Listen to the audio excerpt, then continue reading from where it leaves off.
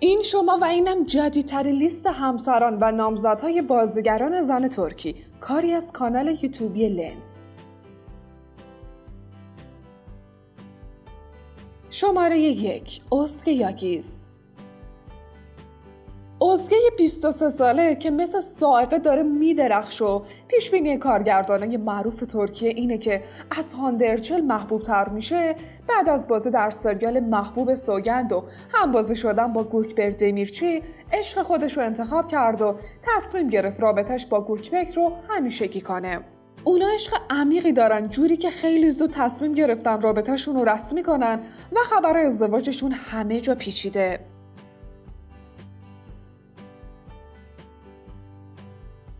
شماره 2. هلال آلتین بیلک. چند سال پیش زمزمه‌هایی در مورد رابطه هلال با مرت یازیچی اغلو به گوش رسید که هیچ وقت به صورت رسمی اعلام نشد. بعد از بازی هلال در سریال زلیخا و همبازی شدنش با کرم آلیشیک برای بار دوم هلال روی زبونه افتاد.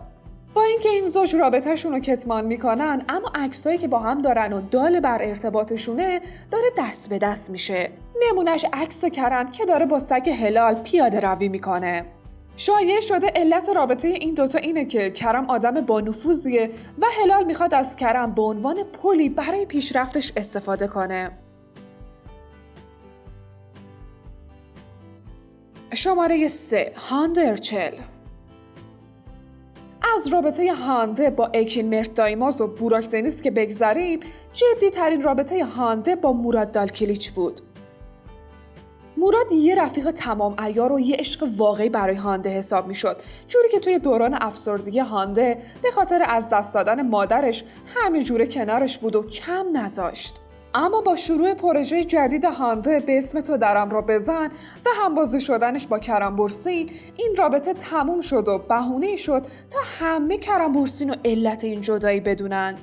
اما چند روز پیش بود که خبرنگار معروف ترک آکیف یامان اعلام کرد که هانده و کرم قرار رابطهشون رو اعلام کنن. به هر حال طرفدارای هانده خیلی مشتاقن به زودی این خبر رو بشنون. شماره 4. سرنای ساریکایا. سرنای سلطان رابطه های ناتمومه. کرم و سرنای 3 سال با هم رابطه داشتن. درست زمانی که همه منتظر خبر ازدواجشون بودن، سرنای توی ذوق کرم بورسین زد و وقتی کرم از اون خواستگاری کرد، به خاطر مسائل مادی و عدم توافق سر بچه دار شدن از هم جدا شدن و دل کرم حسابی شکست.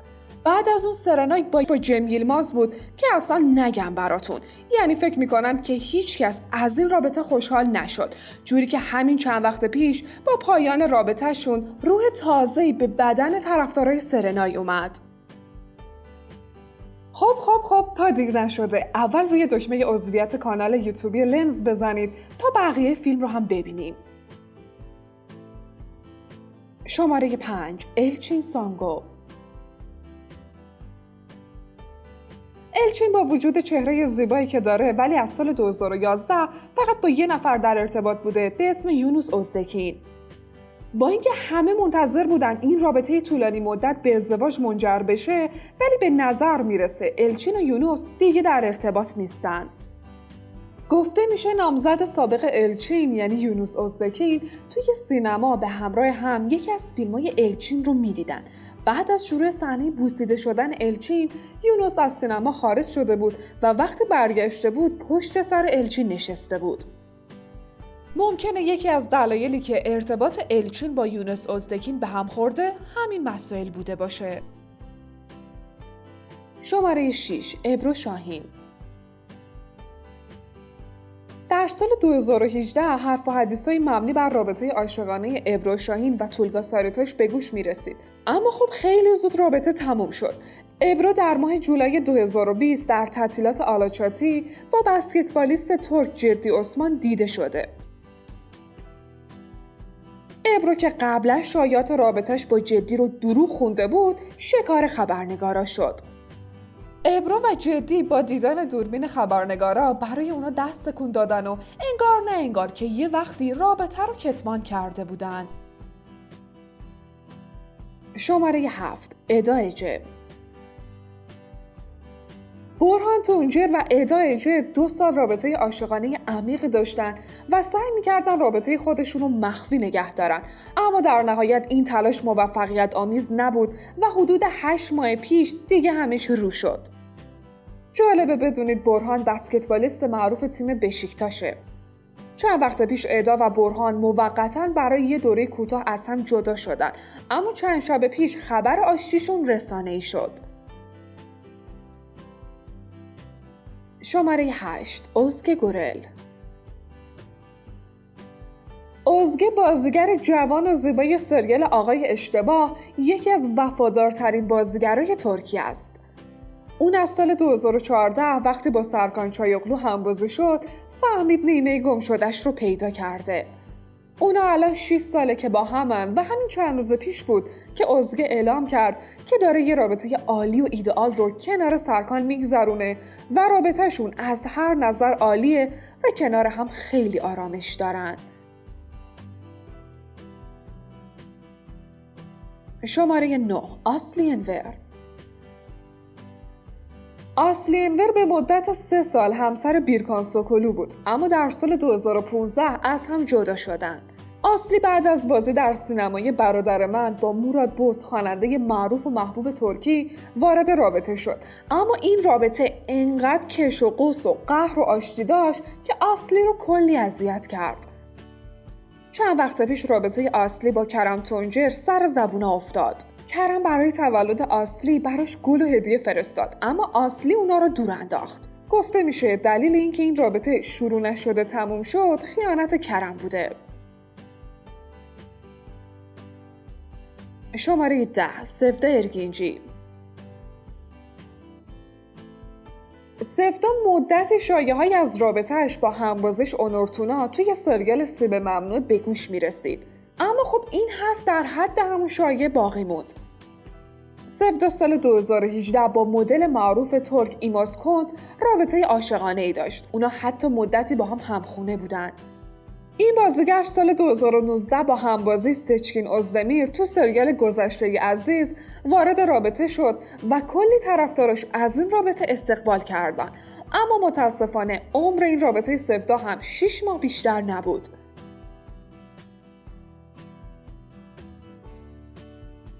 شماره 11. بورجو اوزبرگ. بورجو بعد از سریال دختران آفتاب وارد رابطه با برک آتان شد و طبق معمول مدتی بعد ازش جدا شد. بورجو اوزبرگ در سال 2017 رابطه خودش رو با آلپرن دویماز آغاز کرد و در سال 2018 به این رابطه پایان داد. ظاهراً دلیل جدایی بورجو از آلپرن به دلیل خیانت آلپرن بوده. بورجو در مصاحبه‌ای در رابطه با علت جداییش گفته عشق حماقته. توی رابطه عاشقانه آدم عقلش رو از دست میده. توی یک رابطه وقتی به هم خیانت بشه همون لحظه طرف مقابل رو از زندگیم حذف میکنم. زن خیلی حسودی هستم. اما بورجو از سال 2019 با پاسور 37 ساله تیم والیبال فنرباغچه اولاش کیاک وارد رابطه شده، اما ترجیح داده که این رابطه زیاد رسانه‌ای نشه. شماره 12. فرح زینب عبدالله. فرح مدتی با احمد ریفت خواننده ترک رابطه کوتاهی برقرار کرد. اون در سال 2017 با جانر سیندوروک وارد رابطه شد و چند ماه پیش هم از اون جدا شد. چند وقت پیش عکسی از فرح و موراد بوز منتشر شد و این شایعه درست شد که اینا با هم در ارتباطن، اما هر دوشون گویا تکذیبش کردن. عضویت توی کانال لنز یادتون نره. شماره 13. توبا بویکوستون. خدیجه توبا در سال 2011 با اونور سایلاک ازدواج کرد، اما بعد از 6 سال به گفته رسانه‌ها به دلیل زیبایی بیش از حد از همسرش طلاق گرفت. بعدها خبر نامزدی توبا با یه تاجر جوان به اسم امود اویرگن شنیده شد.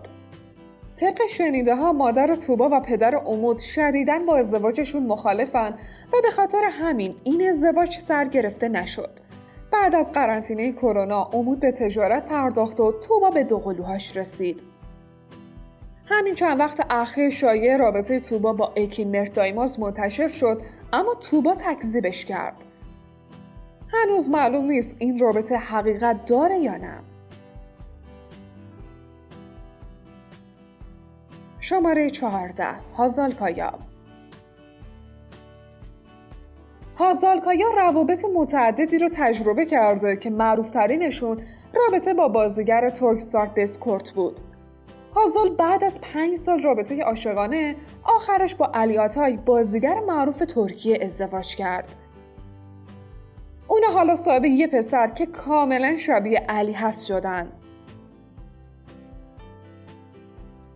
شماره 15. دنیز بایسال. دنیز در ابتدا با فورکان آندیش رابطه داشت، اما این رابطه بی سرانجام بود.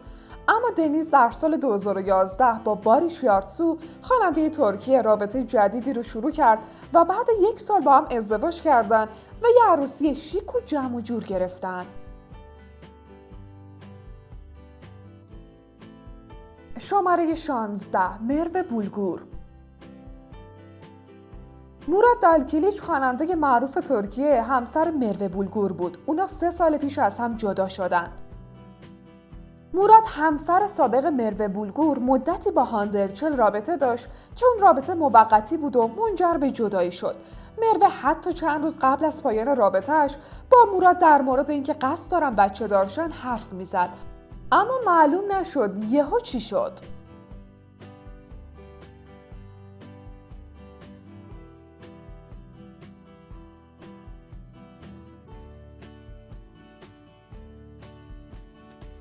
شماره 17. دمت özdemir. دمت در سال 2015 با همبازیش یوسف چیم در سریال بوی توت فرنگی بعد از ایفای نقشی عاشق پیشه در سریال وارد رابطه کوتاه شد. در سریال عطر عشق با جان یامان وارد رابطه عاشقانه شدن و با اینکه بارها این رابطه رو کتمان کردن، اما شایعات در مورد اونا خیلی قوی بود. وقتی یکی از مجلات مهم ترکی همین روزها از دمت در مورد عشق پرسید، دمت گفت اگه مجبور بشم غرورم رو نادیده بگیرم و کسی که باش در ارتباطم ازم سوء استفاده کنه، ترجیح میدم از رابطه خارج شم. حتی مردن رو هم به ادامه این رابطه ترجیح میدم. شماره 18. برنساد. برنساد که روابط عاشقانه پیچیده‌ای داشته، سرانجام با یه خواننده ازدواج میکنه. همسر برن کنان دوغلو خواننده معروف ترکیه است که حدود 10 سال اختلاف سنی دارن. اونا چندین بار تا مرز طلاق رفتن، اما چیزی که معلومه اینه که الان میونشون خوبه.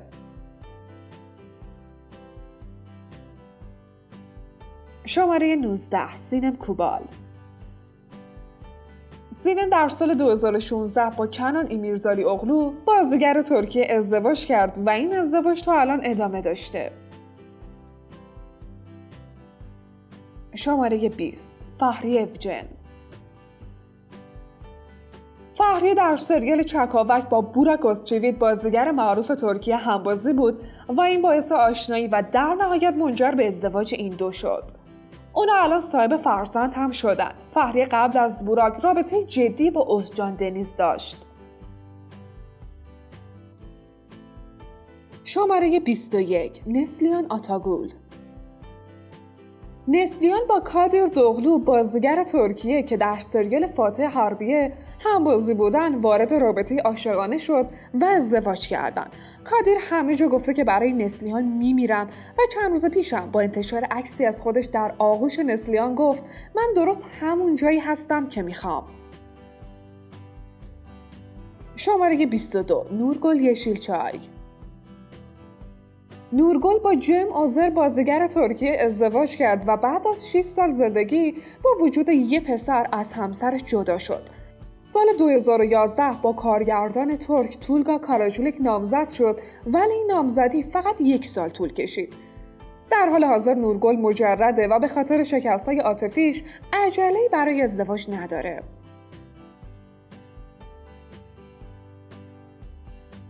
شماره 23. بیرجا آکالای.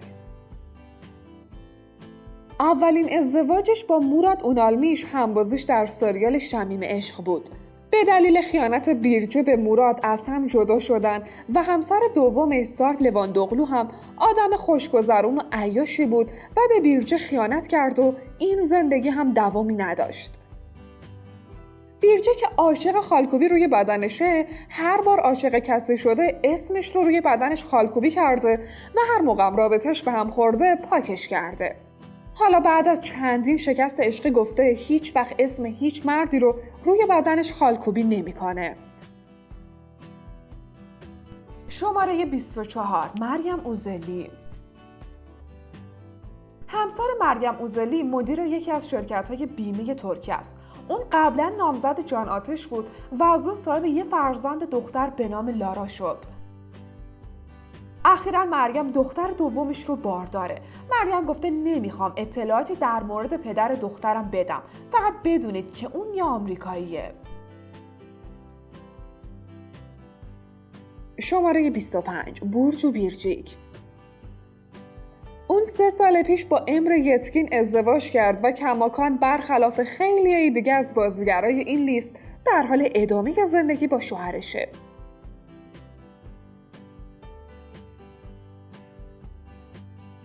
شماره 26 اویکو کارایل.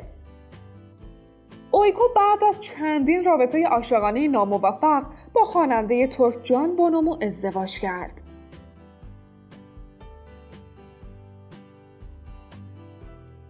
شماره 27 برگزار کورل. برگزار از سال 2008 به مدت 1 سال با رقاص ترک تان ساکتورک در ارتباط بود که دوامی نداشت. اون در سال 2009 با بازیگر نقش مقابلش هالیت ارگنچ در سریال 1001 شب ازدواج کرد. شماره 28 جانسو دره. جانسو روابط زیادی داشته و یه جورایی رکورد داره. در مهمترین رابطه‌اش از سال 2003 تا 2009 با جیم یلماز رابطه داشت. این رابطه به نظر رابطه پایداری میرسید و حتی 6 سال طول کشید. اما نهایتاً اونا به این رابطه پایان دادن.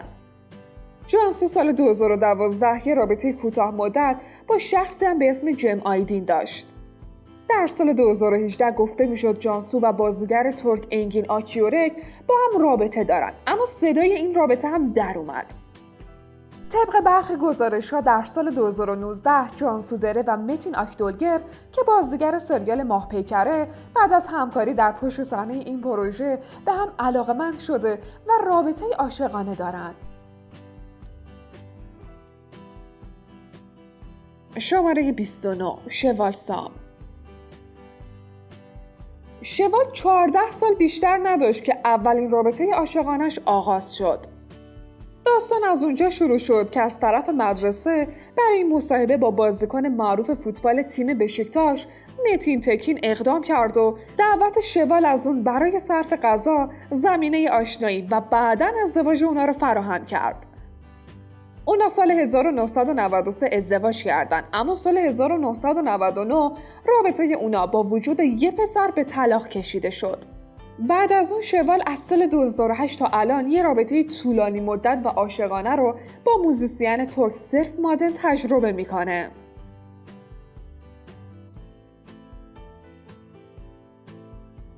شماره 30 نسرین جوادزاده.